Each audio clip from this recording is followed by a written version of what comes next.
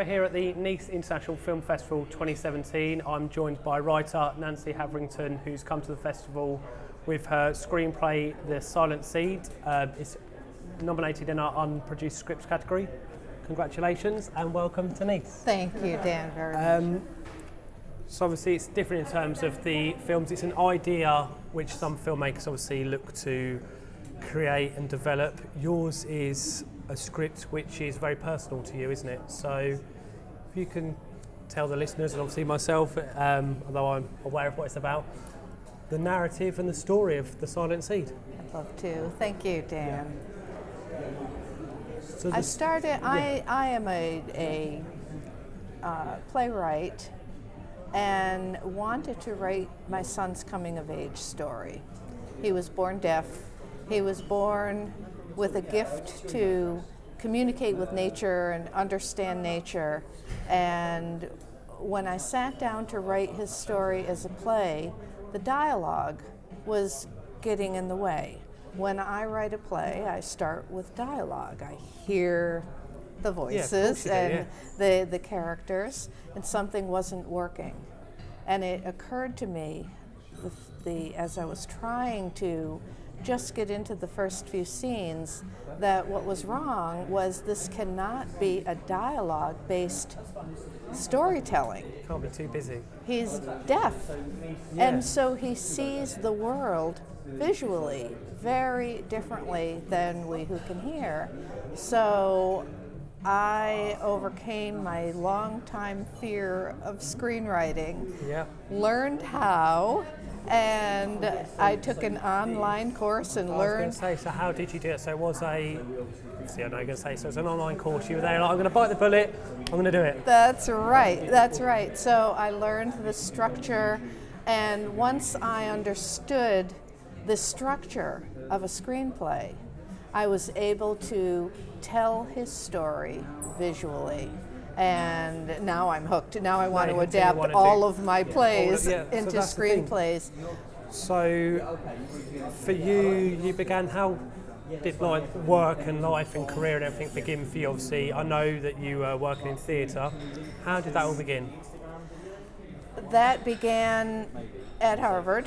I had gone back to school and to study ethics. And as I was studying ethics, a visiting professor from Japan came over and taught a few courses on Japanese no theater. And I took it as an elective and was smitten with the Japanese aesthetic and wrote. I told him that I was so inspired, I was over-inspired, and so could not possibly write an academic paper at the end of that course. Right, okay. Could I write a play instead that's inspired from everything I learned? No, of course, yeah. And he surprisingly said yes. Was there hesitation in the yes, or? The only hesitation was he had powers that be to nod to as well as I did. Yeah. So, but in terms, he was excited. Yeah. You know, that someone was inspired. Someone's inspired enough to go, actually, I don't just want to do the standard procedure of the course, I want to do something a little bit different. Exactly. And so at the same time, I had a cousin who was dying of AIDS. Right. And I promised him I would tell his story. You like telling personal stories, don't you? I guess I do, yes. I don't consciously decide to, but... Stick to what you know is what they always say. That's exactly right. And so I wrote his story inspired by Japanese no theater. So I tell the story, and now that I think of it, it's very visual as well. And it won the Harvard Arts Award. Wow. And then it won production. And so that is how my career started in theater. Gone from there. Yes. So then it's taken obviously a while to write The Silent Seed. When you knew you wanted to do it and obviously eliminate the heavy dialogue, because again, it makes sense, doesn't it? The subject matter to then eliminate dialogue. How did that process begin after you realised you wanted to lose the dialogue after you then learnt the screenplay and going back? Yes, well, it took me 6 months and 6 drafts to write it. So when I began writing it, it took on a life of its own. So it went pretty quickly and pretty smoothly. I think my playwriting process really helped really helped move it along. It was the nuts and bolts structure. Yeah. And I hate to label myself, but I am more of a traditionalist in that I love the structure of story. I mean, I love English, and my favourite side of things is to write. Obviously, I'm involved in the festival. I think I live vicariously through filmmakers and the screenwriters that join us, but ultimately, like with the festival, there's a beginning, there's a middle, and then there's an end. Yes. And some films which try to mess with the order of things, or they manipulate the linear structure, but simply you can, as soon as you try to manipulate the linear, I think you sometimes can lose a certain percentage of your audience, because a lot of people like it to be kept simple, they like traditional, obviously, and that's the way that you've then structured your narrative. Yes, and how I deal with that is, yes, beginning, middle, and an end. Yes, the structure. Yes, the inciting incident, and all of these little elements that I learned need to be in a good screenplay. Just like life, there's a natural lifeline, but that's the horizontal, and that's the structure. That's the beginning, the middle, and the end. Yep. But then there are these events. Vertical. Yeah. Yes. And it is like, that's when you go, this is it. Obviously not like a heartbeat kind of thing, but it's going along, and then you just want to go that in there, that in there, that in there, and just sort of incisions, isn't it really? Incisions, yes. I'm also talking about something, and I don't know what to call it, whether it's spiritual or emotional, but the magic of it, that are like vertical lightning that happens when I'm very comfortable writing on the linear plane, that stops it from sounding like a well-structured story that becomes organic.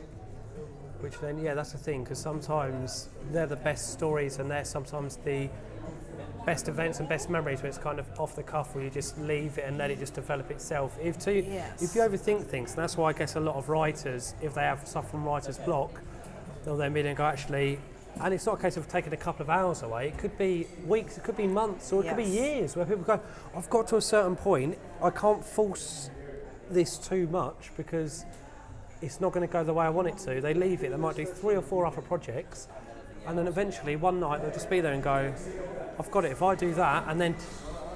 That's it. Are you a writer? You sound like a writer. If I was to write things, it's more a case of poetry or just lyrics, or sometimes I've come up with little narratives. But that is the side of things which I love the most, is the creative aspect. I love English literature and the language. It's what I love, but I've never had the confidence to go and do something like you have to. And I'm too busy. Yet. Yeah. I'd say I've got a few years yet to do that as well, I'd hope. Yes, and you surround yourself with inspiration. Of course so I do. When you sit down to do it, I can't wait to. I think I would look to tell a true story as well. That's what I love. They're the stories I love the most, even when they're turned into... The only books I read are biographies, or if they've read the Harry Potter books or anything like this, or Lord of the Rings. I like to read stories of people and events, whether it's a biography of the life they've done. I just like personal. I like obviously all different types of film, but I love documentaries, and I love films which are based on true stories, because I like to, especially at the end when you're watching a film and then the picture of the real person was to come up. And I know you mentioned with the silent seed and obviously the artwork that was accompanying your script, you're thinking, do I use my son? But then you look and think, if you were to use, say, an actor, and then it gets put on the screen, and then at the end everyone's watched the film and then they see a picture of your son, they'll be like, wow, that's who it was. Yes. And at the same time, though, for his story became a lot of people's story. A lot, yeah. So the other than Owen, who is the protagonist in this, the other characters are an amalgam of many characters. So it isn't, I wouldn't call it a true story. It isn't the story of his coming of age from course. beginning to end. No. It is... You've taken bits and kind of brought it together. Yes, absolutely. What To would protect the innocent, of course. Yeah, that's the thing. Yeah, no, yeah, you need to do that. Yes. What would you like to, if it was to go onto a screen? If Yes. obviously it's not say theatrical, but it'd be on a screen as opposed to a play. Yes. Is there any opportunity for it to become a play, or do you not think the narrative would allow for that? Oh, I think it would lose too much. Yeah. Yes, the same reason that I needed to write it as a screenplay Yeah. is the reason I can adapt my other plays to the screen, but most could not be adapted. They could be adapted for stage, but they would lose something. Yeah. The Silent Seed plays with silence and sound, and from Owen's point of view, look at the world very differently than we hearing people don't realize that it's the peripheral sound that orients us to reality, to our surroundings. We're not aware. Yeah, and the echoes and the way it bounces off of it. And I mean, going off on a slight tangent, when you see like the superhero films which are dominating cinema, and they have done for the past decade, and comic books and that, and there's this series on Netflix of Daredevil, who was a blind superhero, yet his other senses became enhanced.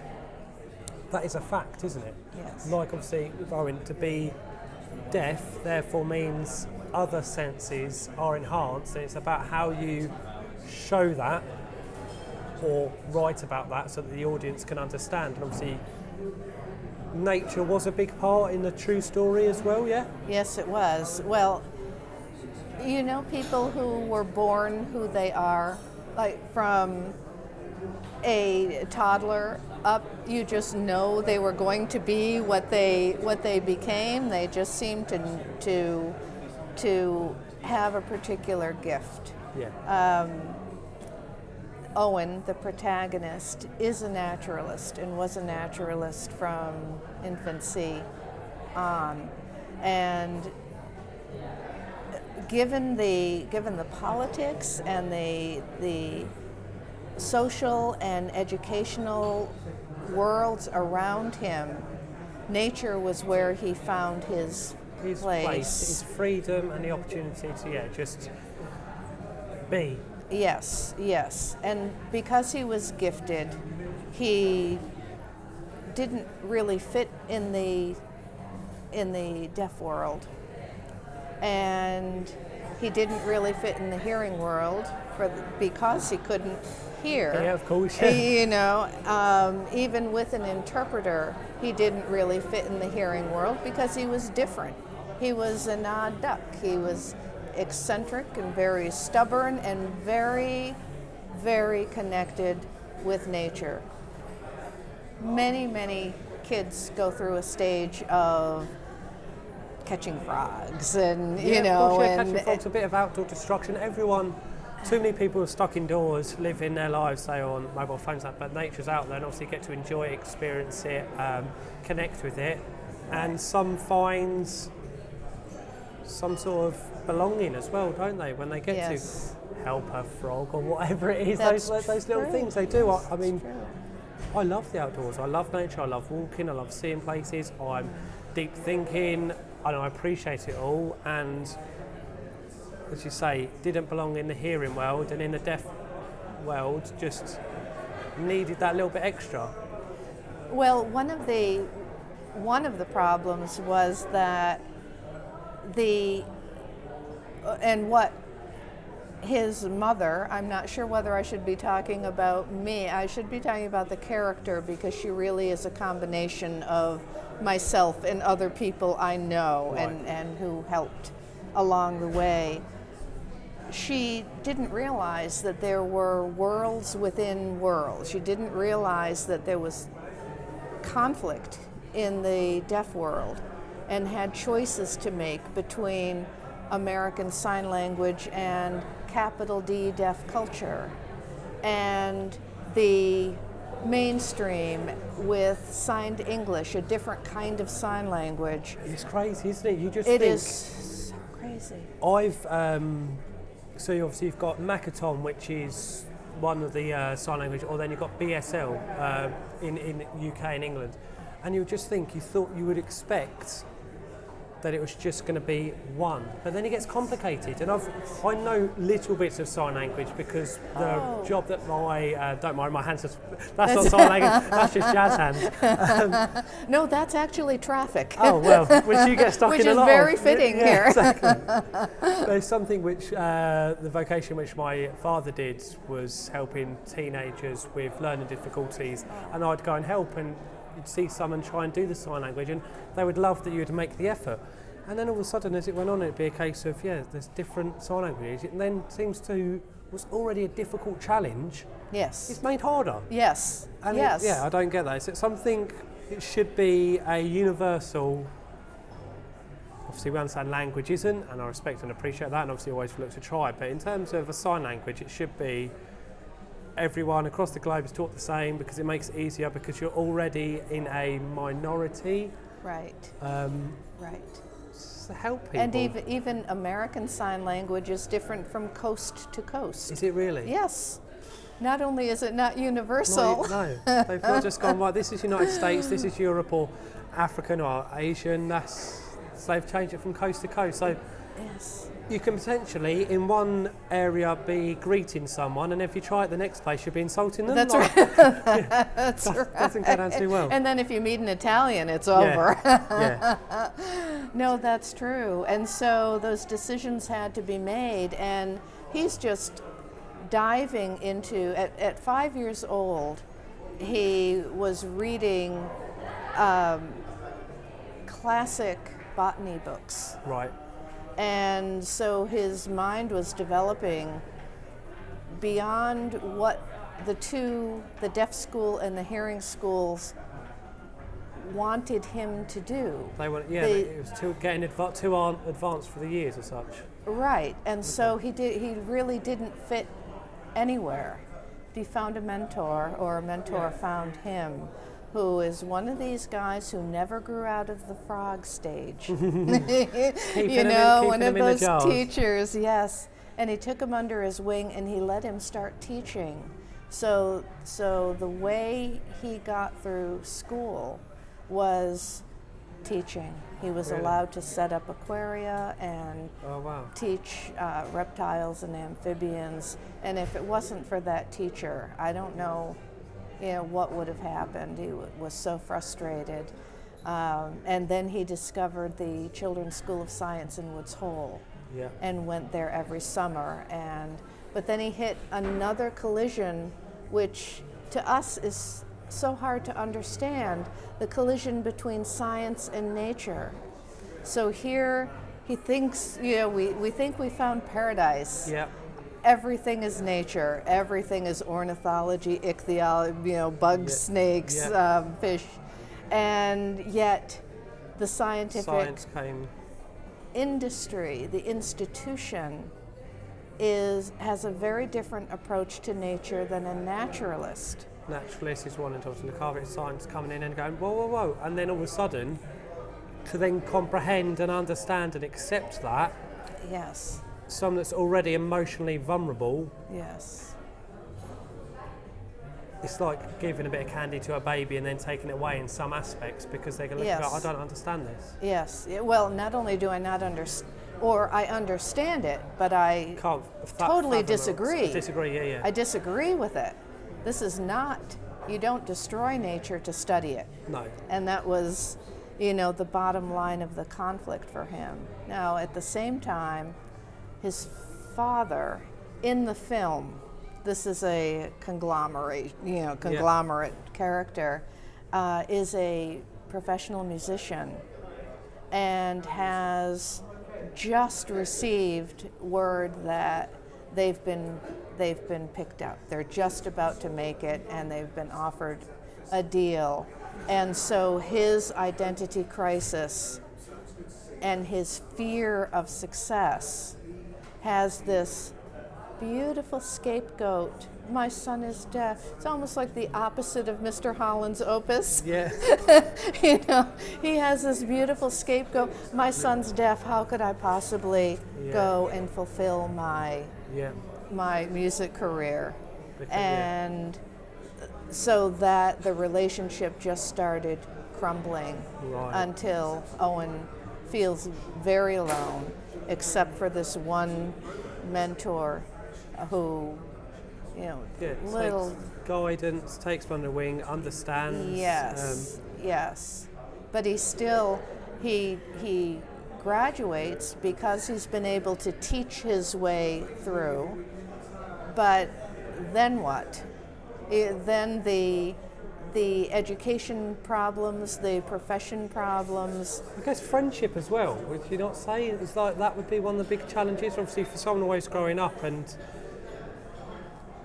finding, obviously, very alone at times, unless obviously with family, but then you think you just want to be able to escape and be seen as a normal person, which you are. It's just that one aspect of the senses which you're lacking, isn't it? Yes. Whatever normal is. Yeah, well, that's the thing. I'm far from that. I actually saw, just say, going off on a tangent, the other day on the internet where it was a colourblind child that I think could only see, I want to say, in black and white. And they got given a pair of glasses, which had been expensive glasses, and he put them on and he started crying because he could then see in colour. And you just think, the science, and obviously in order to do that, eyes have been studied, and then what sacrifices that happened and that. I know obviously deaf people that then have the opportunity where they do things where they can start to hear, but for so many years, and I think you have seen it in films, so people go, I don't like it, I don't like the noise. Right. How do you think that would feel? Just like... Yes, well, with cochlear implants now, there are many parents making that choice for their deaf infants. And there's the deaf community rejects that as cultural genocide. Right. One of the problems with cochlear implants, especially for someone who was born totally deaf, meaning no residual hearing to enhance, there's nothing to enhance with Owen, is that you can't turn that noise off. And so your experience of life is very different. Yeah. Harshness as well, isn't it? Yes, harshness and distraction, constant distraction. When my son got older, he thought about a cochlear implant, and he went and he talked with a researcher and chose against it because his deafness is so much a part of who he is, his orientation to the world, and he loves his inner solitude. To go for that long and just, I mean, I like solidarity as well. If it's a case of just having a bit of alone time and being able to relax and... Yes. But there's noise everywhere. Like no one has... He must experience white noise, whereas no one else just gets that pure bliss to go... Yes.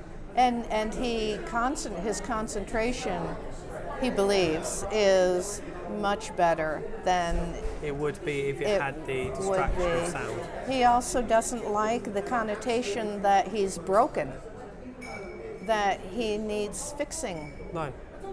He's just different. Yeah. And so he chose against it, and it had to do with his identity, his sense about the world, being in the world, And also he said someone has to stand as a reminder that hearing is vastly different from listening. He said most hearing people I know don't listen. He said if they did, no deaf person would need cochlear implants, exactly, because hearing people don't listen to each other. Because you don't just listen, okay, you do listen with your ears, but as well it's other senses which allow you to then compassion and understanding and to take things on board, because people that just go, oh yeah, I'm listening, boom, boom, as opposed to, okay, and then an understanding. I think also as well where people grow up and like cosmetic surgery, Yes. you are born how you are born, you accept it and you have a purpose. And so for Owens it was to be deaf because it was then to learn about the insects and frogs and reptiles, to teach people, to be able to impart some sort of wisdom, and where that may be lacking, to enhance things elsewhere. Too many people try and change who they are and they live their life for years worrying about what others think. Yes. Be who you are, accept it, and I'd like to think you're a lot happier. There may be challenges, but I mean, how's life now? Like, when you look back and think, was it a challenge or was it just a case of, as you say, a coming of age, as it were? It was a series of impossible challenges. Yeah. Looking back, if I raised another deaf child, it would be very different.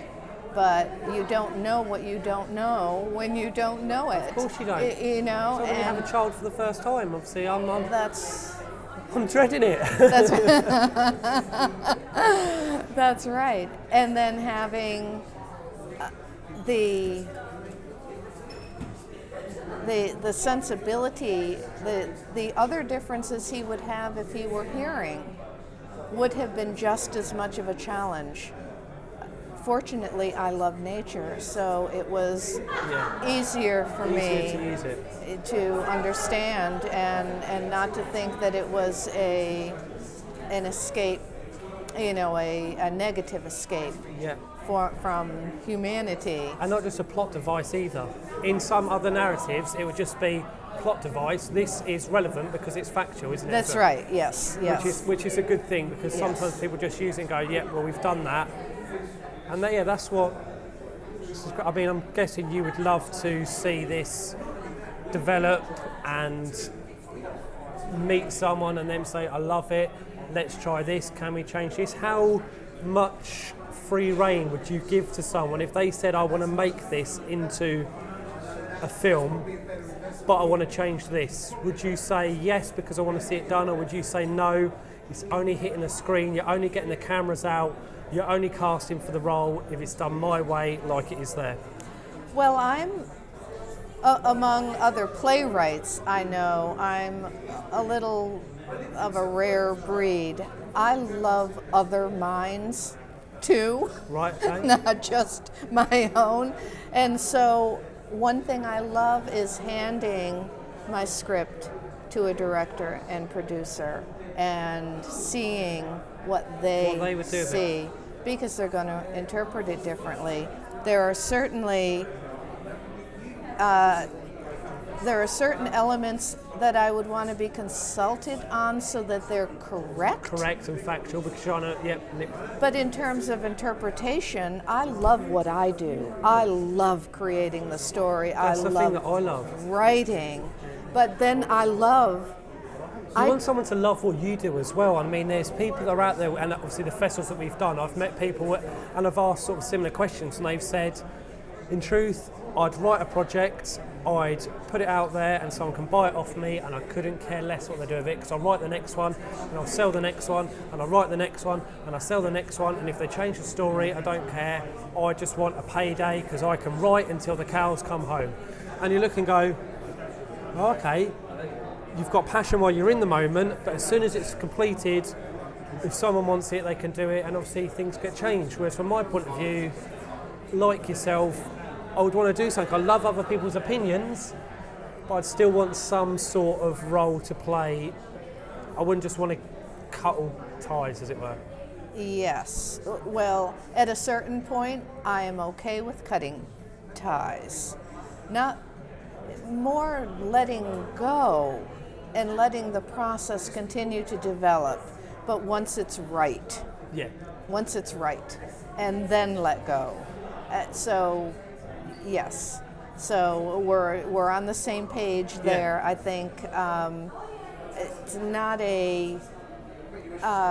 it's not a process of just getting the story out and then going to the next one, going to the next one's invested always, but very, very interested in different interpretations of my work, as long as it's quality, Of course. which Of course. which is not necessarily a given. As long as it's quality, I'm very interested in how someone else would envision a certain scene. So I don't think so. Talk to me next year. Yeah. At this new point, I don't feel as though I'm on a ladder going toward directing my own work, producing my own work. At this point in time, I don't want to be it all. No, at this point in time, you've got a project and you want to see where it goes next. And Yes. And I do have other new screenplays in the works. Fantastic. And so I very much want to find a director and a producer for The Silent Seed and get that moving. and then you can move to the next. Yes, yes.